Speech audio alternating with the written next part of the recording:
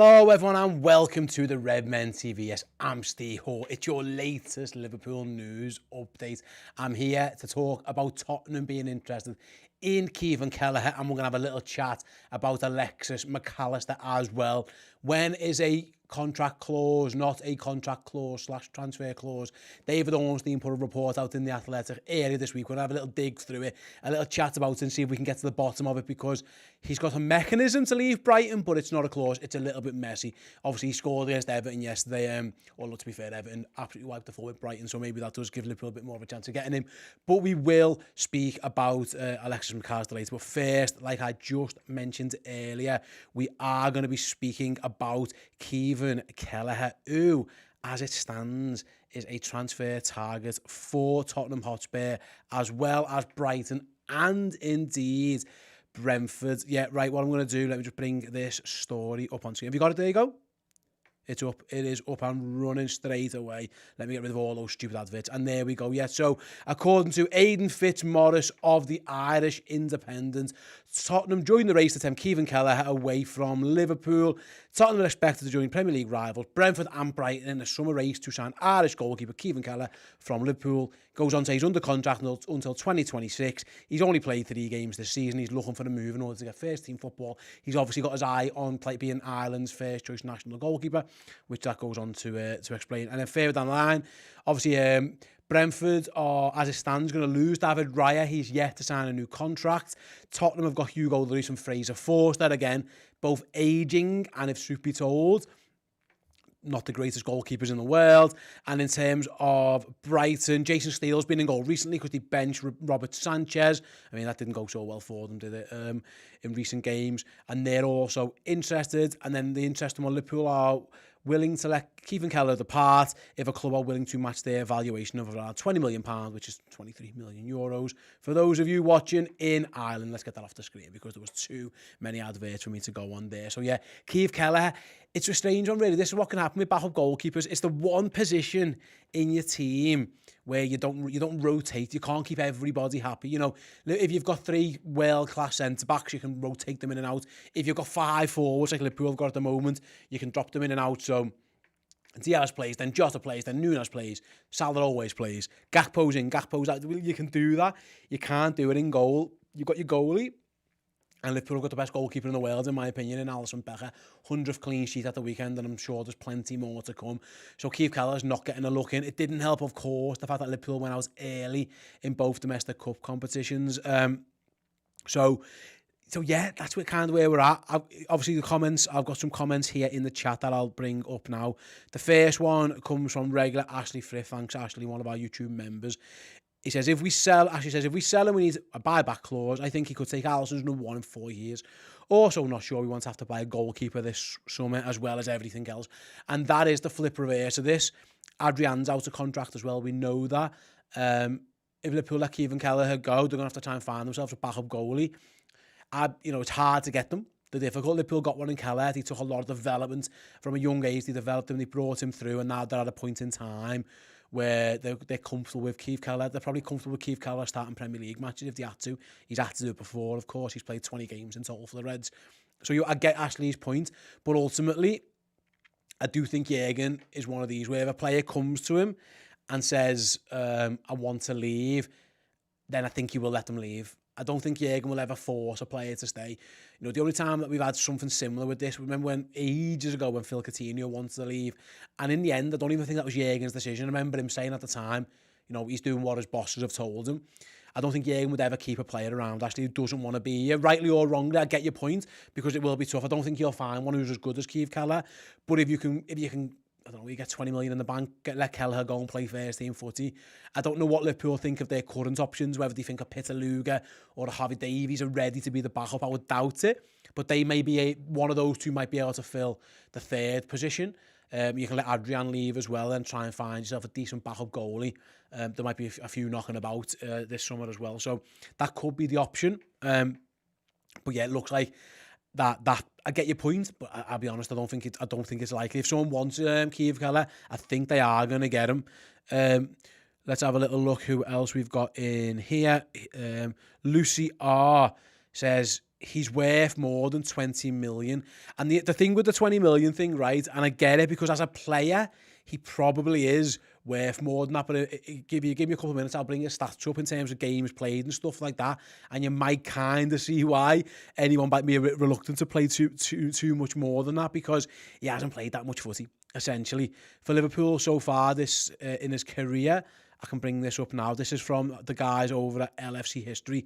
He's only played at a grand total of 20 games, 4 in the league, 5 in the FA Cup, 9 in the League Cup, and those 2 in Europe as well. So yeah, there's all the teams he's played against. And obviously he's played from Shrewsbury to MK Dons to Midtjylland to Derby to Cardiff. He's obviously played big games. He's played against Chelsea, he's played against Manchester City, he's played against Leicester, he's played against Arsenal. So he has got some experience in the bigger games, but in general, he's played 20 games in his career as a first team player for us. He's add on the Ireland caps he's got as well. There just isn't that big a sample size, and I think that's why teams, if you are a Spurs or you're a Brighton or you're a Brentford or whoever, somebody else you might be interested in the goalie, would you be willing to pay much more? You're basically paying at the moment, as it stands, if Liverpool's valuation is correct from this report in the Irish Independent, it's £1 million for every appearance he's made as a Liverpool player. That's already quite significantly, high total in terms of a transfer fee. So that's what I think it is. But I see your point. As a goalkeeper, he might be worth more. As an actual goalkeeper, it's just the sample size is quite small. Malik says, if we loan him with an option to buy for like £40 million, are we still in control of his future? That is the other way you can do this. We saw Chelsea do this with Thibaut Courtois. We saw Manchester United do this with Dean Henderson for a while. You can loan goalkeepers out for seasons. He's under contract until 2026. If he just wants to go and play first team footy, if you could find someone who's willing to take him on a loan for a season, who's going to give him game time, and then you just keep kicking the can down the road. Like I say, he's under contract for a while. If he goes out for the entirety of the 2023-2024 season, he comes back and you've still got him for 2 years, and then you can make a decision then. The flip side is he goes somewhere and bombs out, and then you're not getting that money anymore. The positive side is if he goes and does well, A, that fee goes up, and B, you might just be able to go, you know what, at some point we keep him. I'd be shocked if Liverpool ever did that.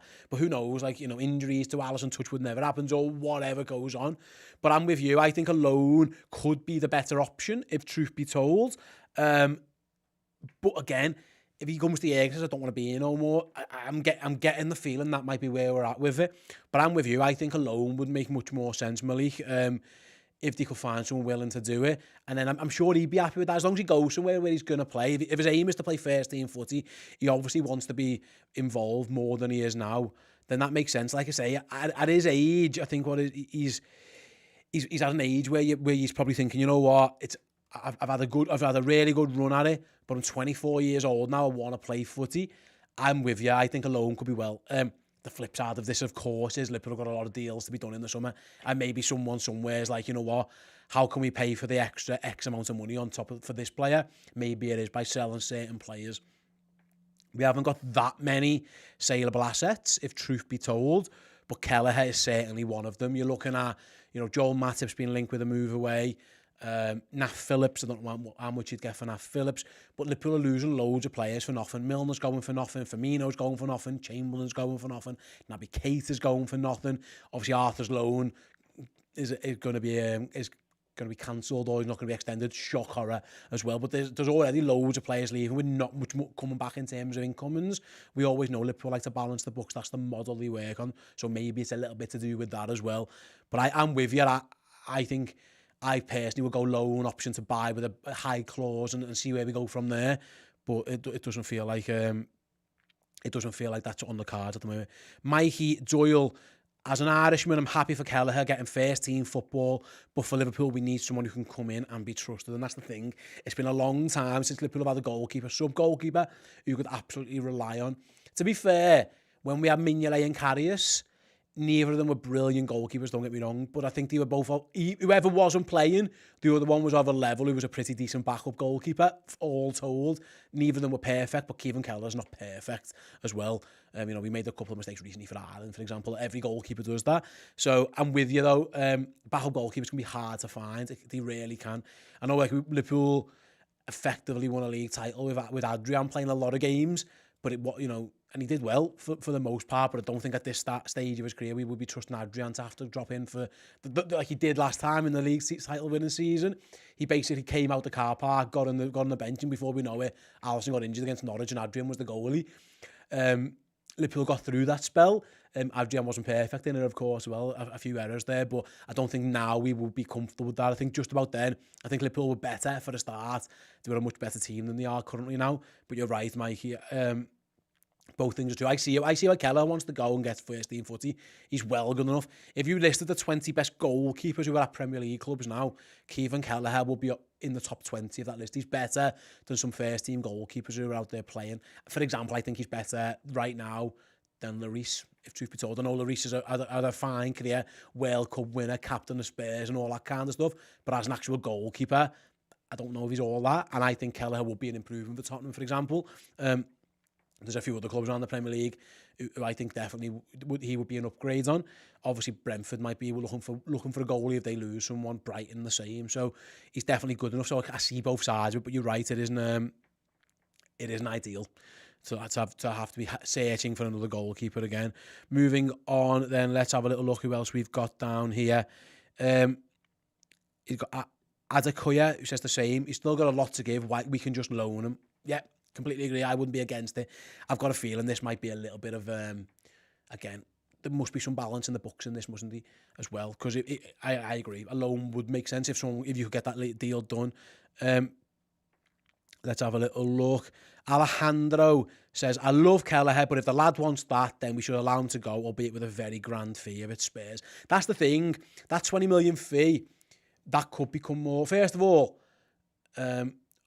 I'd rather him go somewhere else than Tottenham, if truth be told. You know, I'd like to hope that Liverpool can open a gap away from Spurs next season, but as it stands, they're a direct rival. So Brighton, if truth be told, recently, and Brentford are a good side as well. But I get it. The flip side is, if there are three, top half Premier League sides, a couple of those, maybe all three, who knows? European competition, at least two of them might be involved in Europe next season. Maybe you can cause a little bit of a bidding war, something like that, because they are three teams with a bidding money to spend, good teams who might be in desperate need of a goalkeeper, especially Brentford if David Raya doesn't sign this new deal. So you might be able to get yourselves a little bidding war going on as well. But I'm kind of with you. If someone comes and says they want to go, it's difficult, really. I'm always, if anything, I think Jürgen's the other way around. I think he should be forcing players out. Sometimes he doesn't want to do that. So, but if someone comes to him, I get his point. But like I say, I think it's the other. If any issue with Jürgen, sometimes the other way around. I think he should be knocking people on the shoulder and saying it's time for you to go. And he doesn't seem to be keen on that. He's very much a part of the we're in this together ethos. So that may be a little part of why this is happening. Let's have a little look. Riley Owen makes a good point. A deal with Brighton for Kelleher might sweeten the deal for McAllister. And we're going to talk about Alexis McAllister later. I mean, that is certainly an option. Can you do some type of deal where the fee for McAllister becomes X amount of money plus Caoimhin Kelleher involved as well? We're already sending them James Milner. There's no money involved in that. So it's a really good point, Riley. Like player plus cash deals very rarely happen. They ultimately end up being two separate deals. But I see your point. Liverpool could all effectively, it's a little bit like they did. I know it's a random one. But remember when they got Andy Robertson from Hull, but they sold Kevin Stewart to Hull, and they were two separate deals because I think they need to be for like agents' fees and all that kind of stuff. Those guys obviously want to get their dough. But in general, it almost became a right. We owe you this, you owe us that. We'll knock it on the head and split the difference kind of thing in terms of the actual financials of it. So that would make a lot of sense. We're going to talk about Alexis McAllister very, very shortly, by the way, as well, and what his contract situation is, etc. But yeah, I do see your point. Maybe that is something that Liverpool can get themselves in. Kushal says, we could actually get Fraser Forster in return for a backup. He's better than Adrian. Yeah, I mean, that's the thing. I actually think it wouldn't be the worst thing in the world for Liverpool's backup goalkeeper to be English or / homegrown, rather, because the quota is obviously going to be less. And Kelleher actually counts towards that quota, I think. But losing Milner, losing Chamberlain, losing Phillips as well. It depends who we're going to sign. Of course, Liverpool have got a lot of young British or homegrown players they can include. I think Stefan Bajcetic becomes homegrown as well. I think I'm right in saying. But yeah, Man City do it all the time. Manchester City's third choice goalie is essentially Scott Carson, who's there just for the quotic stuff. So I see your point as well. It adds that in. And yet Mikey J says the same. Forster could be a good choice for the backup. So I Tottenham kind of want him there as well. Yeah, Mikey J getting Kevin Stewart for Robertson was filthy. Yeah, Liverpool did hold dirty on that one, indeed. Right then, yeah, but it's interesting. Let me know, like, if you're not watching this live or you're listening to this in a podcast, either use the YouTube comments section or tweet us at the Redmen TV or get involved in any of our socials. What should Liverpool be doing with Caoimhin Kelleher? What should the plan be? My idea would be to loan him. If you want to put in a big release clause at the end of that loan, go for it. But I'd want it to be more than 20 million quid, if truth be told. But my gut feeling is Liverpool are probably going to sell him this summer. That's where it feels like. That's where it feels like this one's heading. If I'm being honest, I kind of get it as well. If truth be told, because he is good enough to play. The Premier League hasn't got great. There aren't a lot of great goalies in it. Even the top teams, if truth be told, haven't got brilliant goalies. Some of them. I don't think there are that many excellent goalies in the league. There's some good ones, some great ones, and some brilliant ones, and then a lot of average and a few rubbish ones as well. So that's where I'm at with that one. I've got a feeling that's where we're going to be heading. Right then, let's move on to our next story. I'm going to be speaking about Alexis McAllister. If I can bring this up from our good friends at This Is Anfield via David Ornstein's report. And so let me zoom that in actually as well, just to make it a bit clear for you guys at home. Let me get rid of a little advert. I know, sorry Matt from This Is Anfield, but I've just took the advert off for that one. Right then, Liverpool, as reported by our good friend Sam Milne. I like Sam as well. Hello Sam, if you're watching. Jailers reveals Alexis McAllister's release clause, but the details are not clear. This is a very weird story, and I haven't quite got my head around it. So if you guys watching live now in the live chat, help me out and see if we can figure this out together, because I don't quite understand it. So David Ornstein reports, I'm going to go down now. He says there's been a lot of debate about whether or not the deal includes a release clause, said David Ornstein, writing in The Athletic. He said he understands his deal does, and I quote, contain a mechanism which can be used to help facilitate a move. This is thought not to be a typical release clause other clubs may simply trigger, leaving the player to choose their next step, but a more complex feature that gives Brighton a say over the outcome. As a result, the situation is not a foregone conclusion, and there is no agreement in place for McAllister to leave the Amex Stadium. I don't understand it. If truth be told, I don't get it. I'm not quite convinced what that means. So there's a clause, but there's not a clause. There might be a clause, but there's not a clause. I don't know. It feels to me it might just be something along the lines of, if someone comes in for me, I've got permission to speak to them. Maybe that's what it is. So if a team comes in and shows interest, I'm allowed to go and talk to them. I don't know. It feels maybe it's like if a team comes in with X amount of money, then other teams have got the chance to match it. I don't quite get it. And Sir Scotty says the same as well. Quite simply, I don't get it, and I'm with you as well. And Joseph says it reminds me a little bit of the Suarez stuff. Well, the thing with the Luis Suarez stuff at the time was that I think he did have a release clause. Liverpool just ignored it. You know, when Arsenal bid that extra quid, John W. Emery asks them what they're smoking down at the Emirates. Like, yeah, I don't really get it. Let me have any more thought. Ashley Thrift. Maybe it's saying if they're a top 5 club or something, then he can talk. Who knows? Yeah, maybe it's that. Maybe it's dependent upon league position. If Brighton if they're in Europe, then it does. I don't know. It's just weird. It's a really, really weird thing. I can't quite get my head around it. But what it does kind of show you, I guess, is that there isn't just a clause where Liverpool can go, right, bang, there's X amount of money, 60 million quid, whatever it is, we're having him. I don't think it's that. We've seen Liverpool use release clause in the past. Taki Minamino, they got out of Salzburg with a much lower release clause, but Liverpool have activated release clauses for players in the past. I think Shaqiri was on a release clause as well. It feels like it doesn't know that. Mr. MH says he can go anywhere. He can go where he wants as long as Brighton approve the fee. Well, that isn't a clause, is it? That's just a transfer. That's like every transfer ever. So I don't know how that makes no sense to me though, because that's obviously got to happen for any transfer. Yeah, maybe it's a gentleman's agreement, says Riley. I don't understand it, and I don't either. We'll have to try and hopefully David Ornstein maybe clarifies it more for us. This is an interesting one from Jordan. maybe the mechanism is that if a Champions League club comes in for him, it allows him to leave. Yeah, and Liverpool aren't guaranteed to be that next season. That does make sense.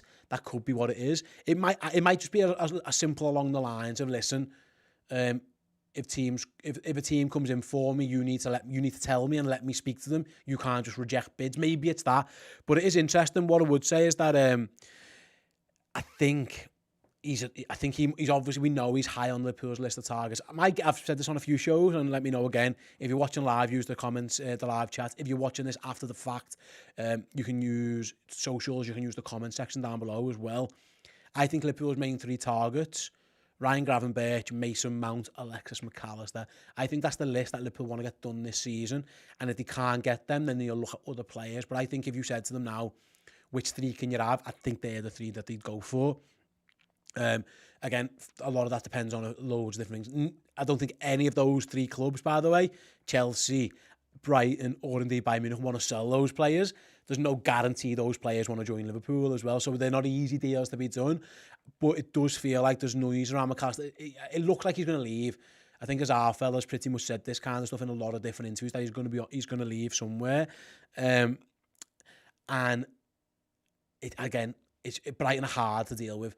Ask Arsenal how difficult it is to get players out of Brighton. Ask Chelsea how difficult it is to get players out of Brighton. Chelsea had to pay a lot of money for Marc Cucurella. Arsenal couldn't get Moises Caicedo in January. They had a very difficult club to buy off, unless they're selling you Neil Maupay, in which case you can just have him, because he's crap. But yeah, in general, that's where we're at with them. So let's have a little look. What do you guys think? Radizzle says, how much do you think we could get for him? If this is Kelleher you're speaking about, back to that other one, I reckon 20 is doable. If you're talking about how much could we get McAllister for, I reckon you're looking at somewhere, I think Brighton wants 60 to 70. Maybe it's either of those 2, but yeah, that's where I'm at with those 2. Let's have a little look. Joseph says, signing no centre-back this summer feels a lot like signing no midfielder last year. I think they will sign a centre-half as well, Joseph. I was talking midfield options. My guess is they will. I think Joel Matip might be sold, and in which case they'll sign a new centre-back if that is the case. I think if Matip, Gomez, Konate, Van Dijk all stay, then I don't think they will do it. I think a lot of it depends on Joel Matip's future, if truth be told. That's where I'm at with that one. And my guess is I wouldn't be shocked if Matip left, if I'm honest. So maybe that's what it is. Let's have a little look. Told with their own. Maybe the mechanism is a big hand-operated crank that Alexis has to spin 10 times before they can accept the bid. So it's like the Krypton factor or the Crystal Maze. Alexis has got to complete a challenge before he can get out of here. And I mean, he's probably able to do that, to be fair. He's a very clever, technical player. He's probably got a bit of strength about him as well. Martin says, could you see Yuri Tielemans coming on a free? I could see that happening, yes. I'm not sure about that. I'm not sure if Liverpool need legs in midfield, that Yuri Tielemans is the man to go for. But I think if Liverpool got who they wanted, it wouldn't be Yuri Tielemans. But if they miss out on a target or 2 and he's available, I think maybe then he becomes an option. I think he certainly must be under consideration, but I don't think he would be first choice. Right, then moving back to the Kelleher story, the Irish Raiders live stream channel. There you go. There's a plug for you, my friend. Don't sell Kelleher. If Alisson gets injured, he's the perfect backup. He is absolutely right, but he wants to leave. What do? Do you keep him an unhappy player? Do you just leave? You just run his contract down and he leaves for nothing in a few years' time anyway. I'm with you, but I don't think it's that easy. Right then, let's see who else we've got in the comments before we start wrapping this one up. Let's go to Ashley again. I think it might be McAllister or Mount potentially. I think Mount sounds like he's staying at Chelsea though, and Gravenberch has at least put a stink about buying. The Mount thing's interesting. My guess with Mason Mount is, if you asked him, he'd probably like to play at Chelsea, but Chelsea aren't offering the type of contract he wants or the type of guarantees to play he wants. I think that might be what it is. And maybe Liverpool love him a bit more than Chelsea do. I don't know. And so I know Chelsea are trying to keep him, but nothing's really happened. If they wanted him that desperately, either just signed a contract by now, so something's not right there. And then Gravenberch, you're right, he's at least kind of making the noises that he wants to leave, although Bayern Munich are saying themselves that he's not going anywhere. Right, although not everyone in the chat, let's have a little look. The Hunter says, Gamer says, Mount is dirt. I disagree with that. I think he's a good player. I don't think he's an amazing world-class superstar player. I think he's a good player. And I can certainly see how he fits in this Liverpool side. If we are going to go down this route of Trent in the hybrid role with 2 number 8s who have to do a lot of work and a lot of running, I think that's what makes him out down to the ground. I think he comes in, he replaces Jordan Henderson on that right-hand side, does a better job than Jordan Henderson, offers you a bit more leg in terms of youth and legs as well. Henderson can still drop in at time to time, so I don't think he's going anywhere just yet. But I reckon he is a good sign. I think it makes sense. I think McAllister certainly makes sense, and I think Mount would make sense as well. Right then, let's have a little look. Clarence D, are we going to get top 4? I wouldn't bet on it, but I think Man United are catchable. I wouldn't be shocked if Man United drop points in 2 of their last remaining 4 games. I wouldn't bank on Man United beating anybody. The issue they've got is they've got a couple of home games that they probably should win, but it's hard, innit? I think we'll win all 3 of our games. I think we'll win the last 3. I might be wrong saying that, and that might be a really bad take that comes back and bites me in the arse if they get beat by Leicester next Monday or something. But I think they'll beat Leicester. I think they'll beat Aston Villa, and I think Southampton will be gone by then. And I think if they have to beat them, I think they will be able to do that as well. It's whether we can get favours off other teams, whether it's a couple of teams taking points off United.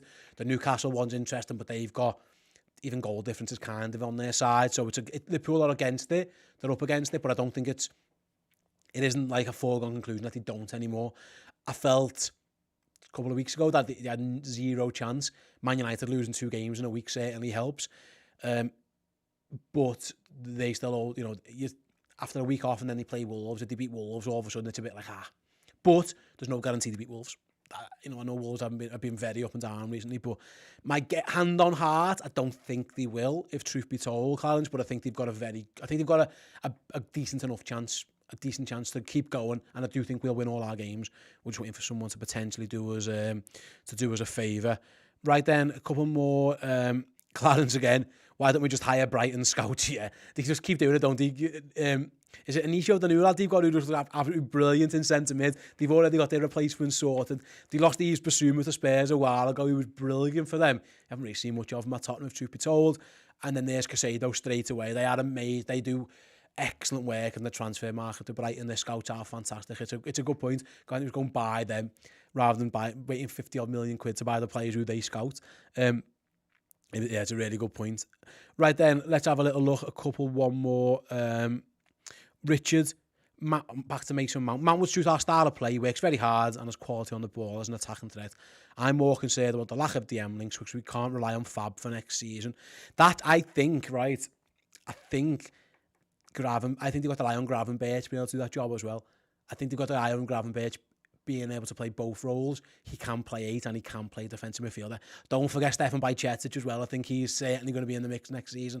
Again, he was brilliant before he got injured. So I think there are options there, but I don't think they're going to go out and buy just someone who only plays DM. But I think if they can get a couple of players who can do that job as well as get in other places, Gravenberch and Bajcetic spring to mind, I wouldn't be shocked if that is where we're at with it. So yeah, you're right. Liverpool do need to have a little eye on DM, but I think they have. If truth be told, I think they already have as well.